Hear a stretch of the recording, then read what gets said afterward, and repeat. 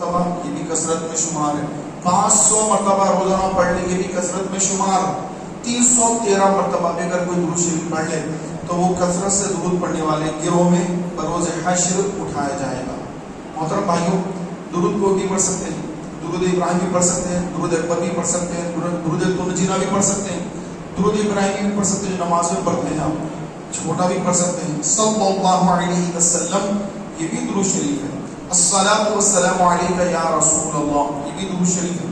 تو اس میں قید نہیں ہے کہ بڑا درود پڑھیں، آپ چھوٹا پڑھ لیں لیکن گنتی آپ 313 کی کر لیں. یہ سب سے کم درجے کا کثرت سے درود پڑھنے والا ہے.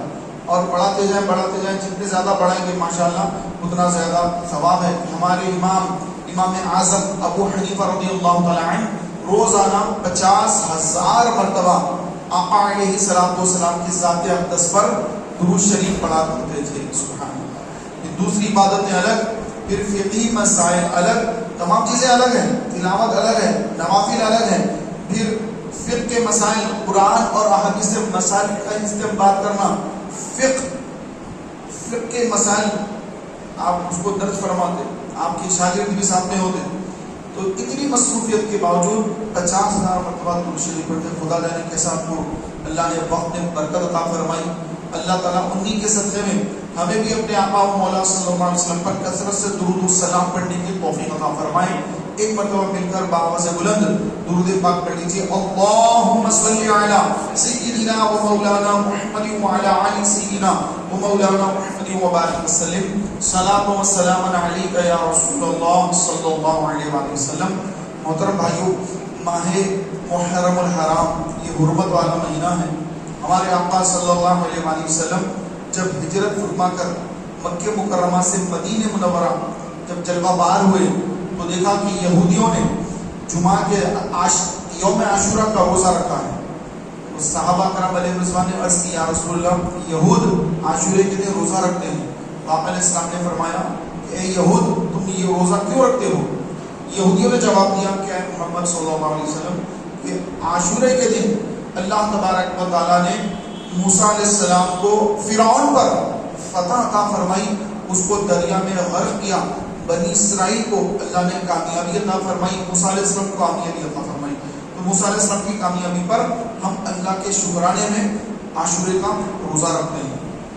آپ علیہ السلام نے فرمایا کہ اے صحابہ ان سے زیادہ ہم موسیٰ علیہ السلام کے قریب ہیں، لہٰذا تم بھی عاشورے کا روزہ رکھو. یہودی 10 تاریخ کا رکھتے ہیں، تم ساتھ میں 9 یا 11 کا روزہ رکھو. یہودیوں کی مشابہت نہ کرنا بلکہ ان سے الگ رہنا اپنی عبادتوں میں. اپنی عبادتیں الگ ہو. عاشورے کا روزہ وہ رکھتے ہیں، آپ بھی رکھیں، لیکن عاشورے کے ساتھ بھی 9 کا بھی روزہ رکھ لیں. 9 کا نہیں رکھ سکتے تو 10 کے بعد 11 کا روزہ رکھ لیں. یہودیوں کی مشابہت نہ ہو. یہ عاشورہ اس کا بڑا ثواب ہے روزے کا. کہ آپ علیہ السلام نے فرمایا کہ مجھے گمان ہے اللہ پر کہ اللہ تبارک و تعالیٰ عاشورے کا روزہ رکھنے والے کے پچھلے 1 سال کے گناہوں کو اس روزے کو اس گناہوں کا کفارہ بنا دے. گزشتہ سال میں جتنے گناہ کیے وہ سارے گناہوں کا کفارہ ہو جائے گا ایک روزہ، عاشورے کا ایک روزہ. پھر اگلا سال آنے سے پہلے ہی، عاشورہ کا دن آنے سے پہلے ہی آپ علیہ السلام نے دنیا سے پردہ فرما لیا. آپ علیہ السلام دنیا سے وفات پا گئے. دنیا سے آپ علیہ السلام نے پردہ فرما لیا، اپنے رب حقیقی کی بارگاہ میں جا ملے. پھر دوسرا محرم الحرام آپ علیہ السلام نے دنیا میں نہیں گزارا. امت کو حکم دیا کہ تم روزہ رکھو. عاشورے کا دن آنے والا ہے. محترم بھائیوں، ہو سکے تو 9 اور 10 2 دن کا روزہ رکھ لیں، یا 10 یا 11 کا روزہ رکھ لیں.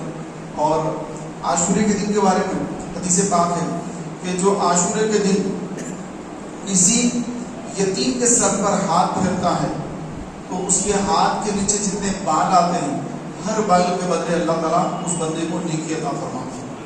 اور فرمایا کہ یتیم کے سر پہ جو ہاتھ پھیرنا ہے وہ پیچھے سے ہاتھ ایک طرح سامنے پھیرے. یتیم کے سر پر ہاتھ اس طرح پھیرنے کا حکم دیا. محترم بھائیوں، صرف ہاتھ پھیر کے نہ چلے جائیں بلکہ ہاتھ پھیرنا، سر پہ ہاتھ رکھنے کا مطلب یہ بھی ہوتا ہے کہ اس یتیم کی آپ جو ہے کچھ اس کے مسائل حل کرنے کی بھی کوشش کریں. اس کی تکلیفیں دور کرنے کی بھی کوشش کریں اور اس کی مالی امداد کرنے کی کوشش کریں. یتیم ہے، آپ اس کے ہاتھ میں کچھ رکھ دیں تاکہ اس یتیم کو احساس ہو کہ بھائی مجھ سے بھی محبت کرنے والے ہیں. کیا وہ میرے والد نہ ہو لیکن مجھ سے محبت کرنے والے دنیا میں ہے، جو مجھ سے محبت کرتے ہیں، میرے سر پر ہاتھ رکھتے ہیں اور میرے ہاتھ میں پیسہ رکھتے ہیں، اس سے محبت بھی کرنے والے ہیں. تو یتیم کو اس کی یتیمیت کا افسوس نہ رہے تو عاشورے کے دن اس کا بڑا ثواب ہے. عام دنوں میں بھی کرنا بہتر ہے. اور فرمایا گیا کہ جو کوئی عاشورے کے دن اپنے گھر والوں پہ وسعت رزق کرتا ہے، اللہ تبارک و تعالیٰ سال بھر اس کے رزق میں برکت عطا فرما دیتا ہے. تو اس دن تو روزہ رکھنا ہے، تو وسعت کیسا کریں گے؟ تو فرمایا گیا کہ جب افطار کا وقت آئے گا تو افطار کے وقت پر گھر والوں کے لیے رزق میں وسعت کریں، یعنی ان کے لیے اچھے کھانے کا انتظام کریں اور ان کے لیے فراوانی کریں پیسوں کی، رزق کی، تاکہ پھر اگلا محرم آنے تک اللہ ان کے رزق میں وسعت دے، برکت عطا فرمائے.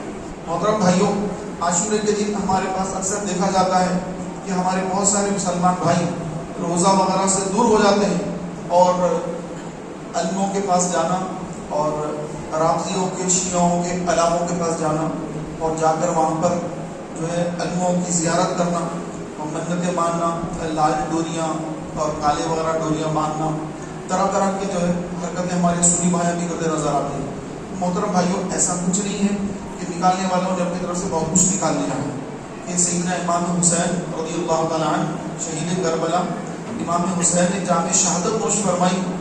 اسلام کو یزید خراب کرنا چاہتا تھا، اپنی رائے اسلام پر مسلط کرنا چاہتا تھا، اپنی مرضی اسلام پر مسلط کرنا چاہتا تھا. تو امام حسین کی شہادت کا مقصد کیا تھا؟ کہ اللہ کا دین، حسین کے نانا جان کا دین وہ محفوظ رہے، اس کی حفاظت ہو. دین کی حفاظت کے لیے امام حسین نے اپنے آپ کو قربان کر دیا، اپنے سارے کنبے کو قربان کر دیا، اسلام کو بچایا. شاہ است حسین، دین است حسین، دین پناہ است حسین، سرداد نداد دست در دست یزید، حقہ کے برائے لا الہ است حسین. حسین بادشاہ ہے، حسین شاہ ہے. حسین نے یزید کے ہاتھ میں اپنا ہاتھ نہ دیا بلکہ اپنا سر کٹا لیا. اور حقیقت تو یہ ہے کہ لا الہ الا اللہ کی بنیاد ہی حسین ہے. محترم بھائیوں، شریعت کو بچانے کے لیے امام حسین نے اپنے آپ کو قربان کر دیا اور 10 محرم کو ہم شریعت کے خلاف ہی کام کر رہے ہیں، روح حسین کو تکلیف پہنچا رہے ہیں. امام حسین نے اسلام کو بچایا یزید سے. اور خیموں کو آگ کس نے لگائی تھی؟ یزیدوں نے لگائی امام حسین کے خیموں پر. تو آج جو ہے آگ پر ہمارے مسلمان بھائی، سنی بھائی آگ پر دوڑتے ہیں، بھاگتے ہیں، انگار لگا کر کھیلتے ہیں، بھاگتے ہیں. یہ آگ لگانا یہ کس نے کام کیا؟ محترم بھائیوں، یہ یزیدیوں والے کام آج جو ہے سنی مسلمان بھی کرتے نظر آ رہے ہیں. تو یہ کام بالکل غلط ہے کہ امام حسین رضی اللہ تعالیٰ عنہ نے جو قربانی دی، نماز کا جو آپ نے اہتمام فرمایا، اپنے سارے کنبے کو، اپنی گھر کی خواتین کو، سارے کنبے کو لے کر میدان میں آپ تشریف لائے. 6 ماہ کے ننھے علی اصغر بھی جامع شہادت نوش فرمائے. ایک خاندان میں کسی میں ایک دن کا انتقال ہو جائے تو سارے لوگ جمع ہو جاتے ہیں. تو وہ غور کیجیے آپ کہ کیسا منظر ہے. امام حسین کا سارا گھرانہ، آپ کے ہمارے گھرانوں کی کوئی اہمیت نہیں ہے. سیدنا صدیق اکبر رضی اللہ تعالیٰ عنہ آپ فرماتے ہیں کہ مجھے اپنے گھرانے سے زیادہ مجھے نبی کا گھرانہ محبوب ہے. یہ نبی کی محبت کی وجہ سے نبی کی آئی کی محبت. تو یہ صدیق اکبر قیامت تک کے مسلمانوں کو درس دے رہے ہیں کہ تم اپنی اولاد، اپنے گھر، اپنے کنبے، اپنے خاندان سے زیادہ خاندان نبوت سے محبت کرو. اور کر کے دکھائے صدیق اکبر رضی اللہ تعالیٰ عنہ. تو محترم بھائیوں، گھر میں ایک کسی کا انتقال ہو جائے تو گھر میں کھانا نہیں بنتا. سرکار علیہ السلام نے فرمایا کہ جس کے گھر میں انتقال ہو جائے تو اس کے گھر میں کھانا بھجواؤ. پڑوسی کو حکم دیا کہ گھر میں کھانا بھجواؤ.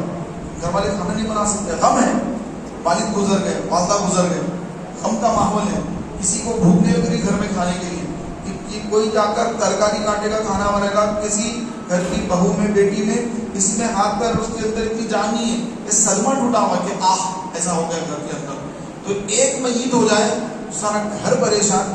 تو ذرا غور کیجیے امام زین العابدین سید سجاد رضی اللہ تعالیٰ عنہ بیمار کربلا، آپ تنہا امام حسین کی شہادت، سارے کنبے کی شہادت، صرف ایک آپ تنہا ہستی ہیں جو بچے اور سب کی شہادتیں دیکھنے والی، وہی مبارک ان کی آنکھیں، عظیم الشان آنکھیں، کہ وہ سارے شہداء کو دیکھ رہی کہ کیسے شہید کیے جا رہے ہیں، کیسے ان کے سر جسم سے جدا کر کے نیزوں پر بلند کیے جا رہے ہیں.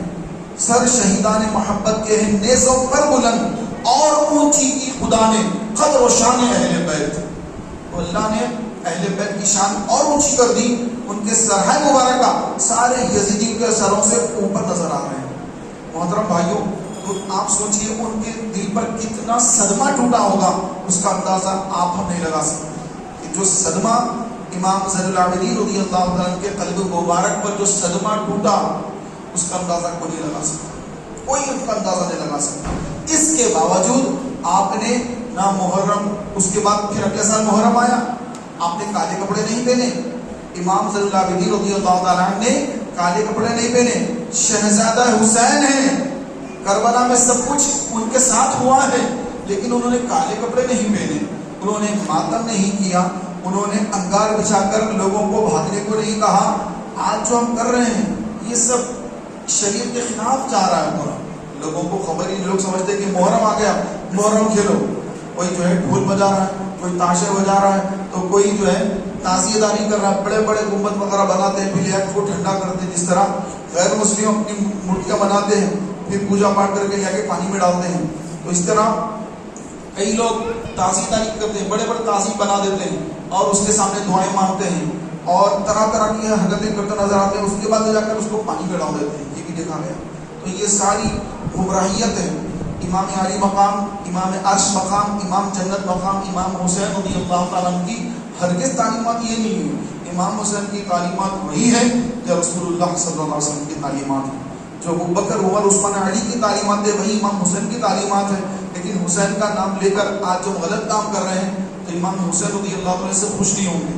امام حسین کو خوش کرنا چاہتے ہیں تو پیارے بھائیوں دین کی خدمت کریں. اور جو وقت کے یزید ہیں، یزید جو حقیقی یزید تھا وہ تو مر گیا، لیکن یزیدیت ایک فکر کا نام ہے. تو یزیدیت جو فکر ہے اس فکر کو ختم کرنا ہے اور حسینی فکر کو اجاگر کرنا ہے.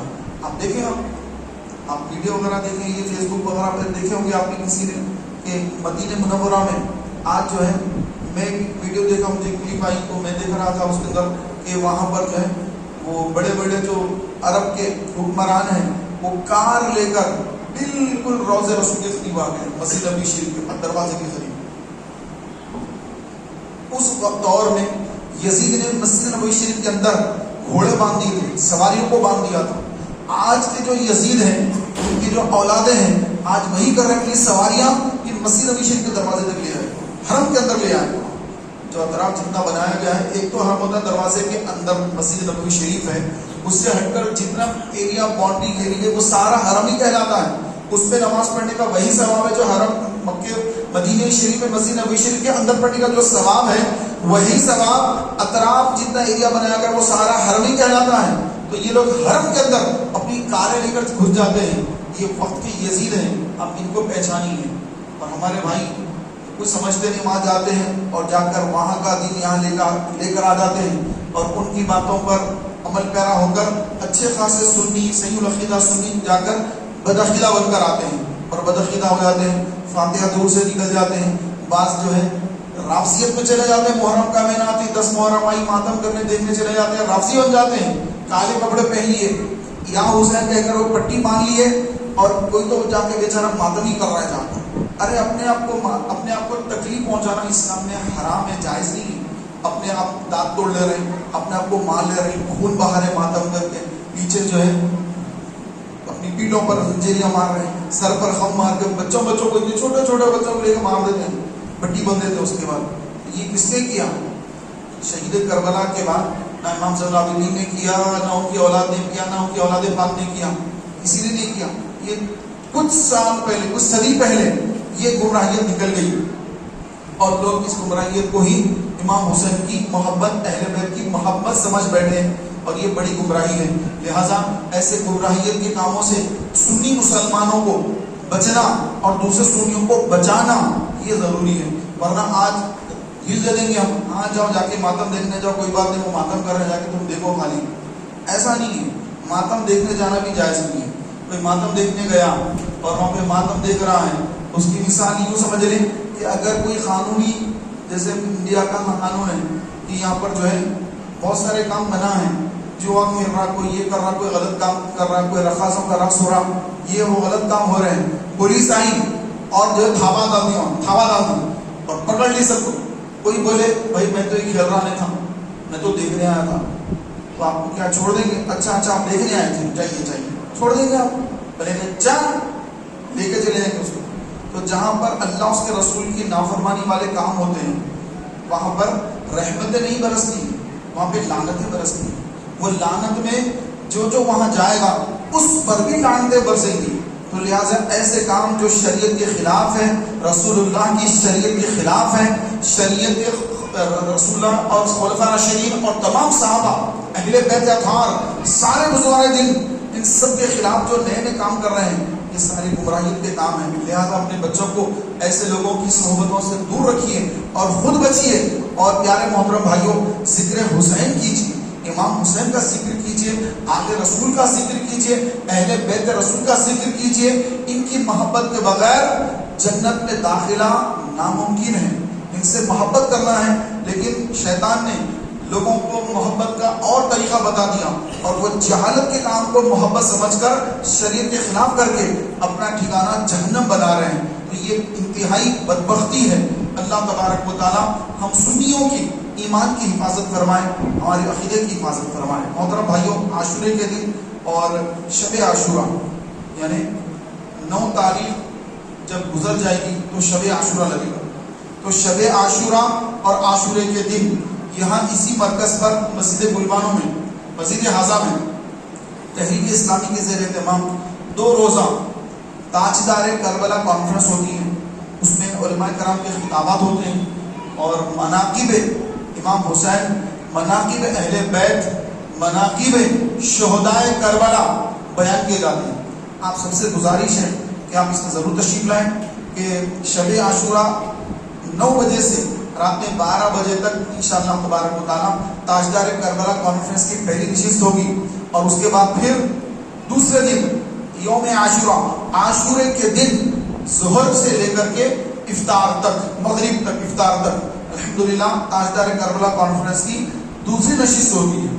اس کے بعد پھر الحمدللہ افطار کا انتظام ہوتا ہے، کیونکہ سب روزہ رکھتے ہیں عاشورے کا روزہ، تو افطار کا انتظام ہوتا ہے، اور مغرب کی نماز کے بعد تناول طعام کا بھی اہتمام رہتا ہے۔ اور آپ سب بھائیوں سے گزارش ہے، آپ سب اس میں ضرور تشریف لائیے، نہ صرف تنہا آئیے بلکہ اپنے دوست احباب کو بھی لے کر کے آئیے کہ عاشورے کے دن ایک مسلمان کو عاشورے کا دن کیسا گزارنا چاہیے اور عاشورے کے دن کیا کیا معاملات ہیں۔ تو اس ساری تفصیل انشاءاللہ الرحمن آپ کو ان نشست میں، ان 2 نشستوں میں انشاءاللہ تبارک و تعالیٰ سننے کا آپ کو موقع ملے گا۔ اور دیگر بہت ساری گفتگو، یہ تو جمعہ کا وقت ہے، لمیٹڈ پیریڈ ہوتا ہے تو مختصر باتیں ہوتی ہیں، لیکن انشاءاللہ تبارک و تعالیٰ عاشورے کے دن جب ہم ظہر سے مغرب تک آئیں گے، اور شب عاشورہ رات میں 9 سے 12 تک جو محفل ہوگی، پہلی نشست ہوگی، اس میں آپ ضرور شرکت فرمائیے۔ اللہ تعالیٰ سے دعا ہے کہ مولا تبارک و تعالیٰ مجھے آپ کو دونوں کو عمل کرنے کی توفیق عطا فرمائے۔ سنت ہے۔